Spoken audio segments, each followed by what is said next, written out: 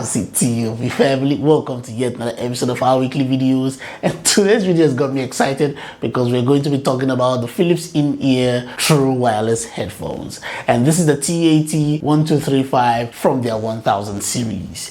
Now, if you look through my playlist, you'll find that we've touched on several items from Philips. So let's see what this one brings. Let's get into it. And before I forget, I want to say thank you to everybody who subscribed to this channel, everybody who's liked the videos and shared them across the social media platforms. I appreciate you guys. I want to say welcome to everybody who joined us over the week. You guys are very welcome. Now, the phrase for the day is get on code. Getting on code means liking the videos, sharing them across the social media platforms, and leaving a comment in the comment section. I need to know what you think about these videos that we make. I'd also appreciate it if you guys just turn on your notification bell so that when this video is put out, you'll be the first to know. And if you're watching and you're not subscribed yet, join the family. Click the subscribe button. Let's get into the video.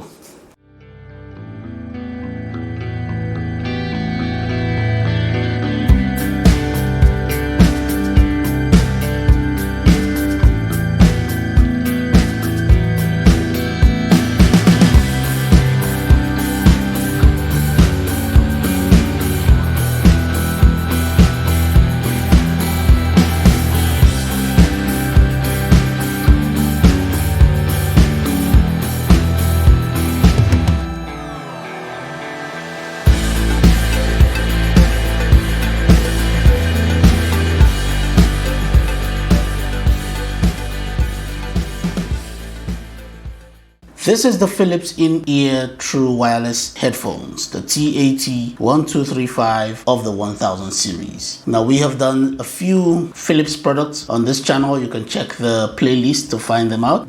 This is another one. I'm always very excited when it comes to Philips products because they will never disappoint. So let's see if this is going to be a different one. Okay, on the box here it says a comfortable fit, 18 hours playtime, and IPX of 5. That's to say that IPX rating of this is 5, and it will only take splashes and maybe a bit of sweat, but not to be immersed in water. 18 hours playtime, I believe, includes the charge from the charge case. This is the Bluetooth band is a 2.4, so it will work with most phones. I found that as some phones struggle to work with some earphones because of the Bluetooth band, but I'm guessing this would work with almost every phone, so that is very good. Okay, let's open the box and see what we get.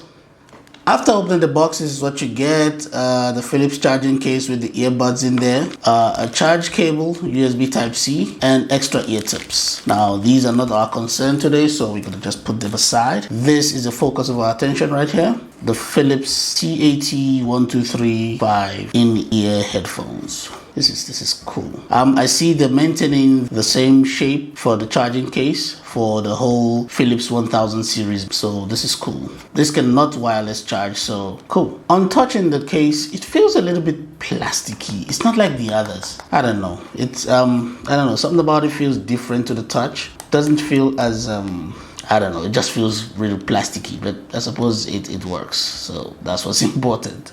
Okay, we've got a blue charge indicator light here. This shines steady blue when it's full and it blinks blue when it's charging. We've got a charge port here for the USB Type-C. Underneath, just specs. And we've got the Philips name written on it. Okay, let's open this up and see what we're dealing with. Okay. It's kind of a different look though, but still the same oval shape design. So I suppose they're trying to stay true to the design, but this looks like it kind of veered off a little bit, but it still looks the oval shape. Oh, that's cool. Let's take this out. Oh, that's a strong magnet. Okay. You know how we do it on this channel. We always do a shake test. So the purpose of the shake test is to find out that if this is sturdy inside the case, so when you're not using it and it's maybe in your pocket or your bag or something, you're not going to be worried about it rattling around, which might definitely affect the charging process. So let us do a shake test and see if this will pass the shake test. And there we go. Definitely not going anywhere. Now, wow, okay, that's a strong magnet. I felt it the first time I tried to take it out. I felt the magnet. It's really strong, really in there, which is good news. Okay, that's right. And yeah, I'm struggling to get it out. And that's the left. Okay, impressive. Let's put this aside. Okay, this is good. Blue indicator light here, blinking blue and white, I guess in trying to pair. And right here is the mic hole right here. Oh, this camera, I need to get a better lens. All right, there's a charge hole, there's a mic hole right there. And here are the charge plates. Oh my. The charge plates look like they're pushed inside and they're like the undersurface. That might present a problem with charging, because if the charge pins, these pins right here, they're protruding. So if they miss getting through this hole just a little bit, and then we'll start having charging problems. I've read on some Philips product that some people have been having problems charging, and that has been the problem. The pins don't get through these holes here because the charge plates are inside the hole. Some of the Philips products have this charge depression plating going on, and others don't. Some are just on the surface, which is a good thing, because I hope this doesn't happen on this brand. Okay, put that aside. Let's look at this. Okay, I like the oval shape thing. It looks true to first of all, they're keeping true to the design, which is a good thing. And also I found that these shapes usually fit nicely in the ear. Okay, so I'm guessing it's gonna be a comfortable fit. We've got the Philips name written over the touch sensor there, so well, not much to it, I suppose. So let's pair these up and see how this work. Oof, exciting. Okay, it's time to pair up. It's been blinking blue and white, trying to pair up for a while now. And it's right there. And pairing took all of 3 seconds. Amazing. Oh, this is cool. It's really cool. All right, time for us to check out what it sounds like. Okay, let's hit this play button. Let's ooh, I can hear it from here. Oof, exciting. Woo! Come on. Let's just increase the volume. Okay, first of all, wow. But let's just increase the volume here and see how. Whoo. There it is. Whoo. I tell you, Philips doesn't disappoint when it comes to sound. This is crazy.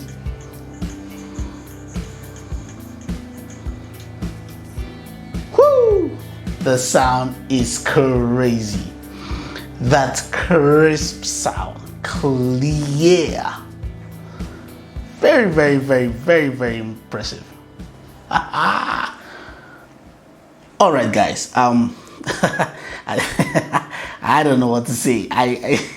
This is incredible. I mean, I expected this, but come on, it still excites me every time I hear the kind of sound that comes out of a Philips earbud. It is incredible. It is very incredible. This one sounds very immersive. It's like, I don't know, when I say 3D sound, it is really, really good. Really, really good. I don't see anything I can fault with the sound. Everything is balanced, it's crisp, it is great. It is great when it comes to sound. I don't see anything I can fault in this. Some people might want a heavier bass with this. For me, I think it is bass appropriate. I think it is heavy enough. I don't know, if you anything heavier than this, I don't know, you're just trying to play fast and loose with your eardrums. But I think if you want something heavier, maybe you want a heavier bass, then just use the equalizers on your phone. That should help. But I think this is appropriate. It is balanced. I'm very impressed. When it comes to Philips and sound, I am very impressed. Really, really impressed. Okay, let's just try the controls and see how they work. All right. Okay, let's test this touch controls. To pause and play, you tap once on either earbud, and to play or pause, tap once. Now, if you tap twice, it goes to your voice assistant. Tap twice, voice assistant on either earbud.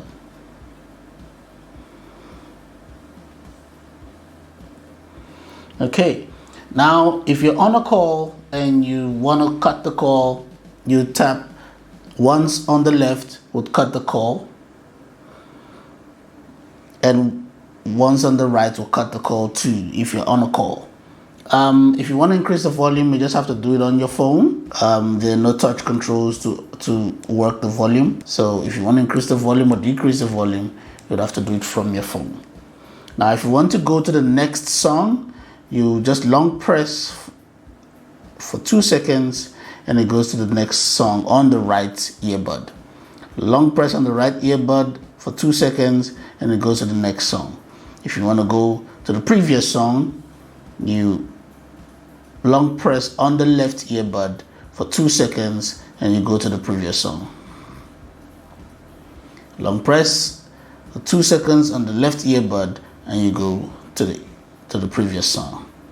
I think that's about it for the touch controls. Now, this product is very, very impressive. The sound is amazing. The sound is very clear. The sound is very crisp. It is what you would expect from a Philips product. It is really, really good. Really, really good sound. I think that if there's anything Philips has not compromised on, is the quality of the sound. It is amazing. I think, in my opinion, if there's something Philips could do, try to create an app for these wonderful earbuds. Create an app for these wonderful earbuds. Give people the option to be able to decide what they want the touch controls to work. Let people have the option to switch that. For instance, now the right and the left earbud controls pause and play. One of them could just do that. You could set it up so that just the right one could pause and play, and then you could use the other control on the left to work something else, maybe the volume. Options. I think options with these would be the next step for Philips. I think they should look into that and consider doing that. All right, aside that, I have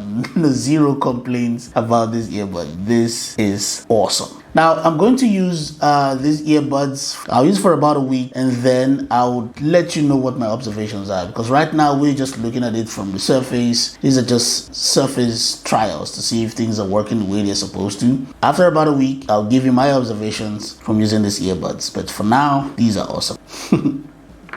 Awesome stuff.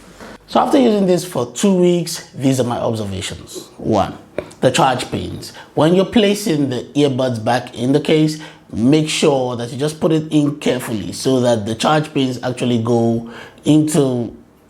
touch the charge plates.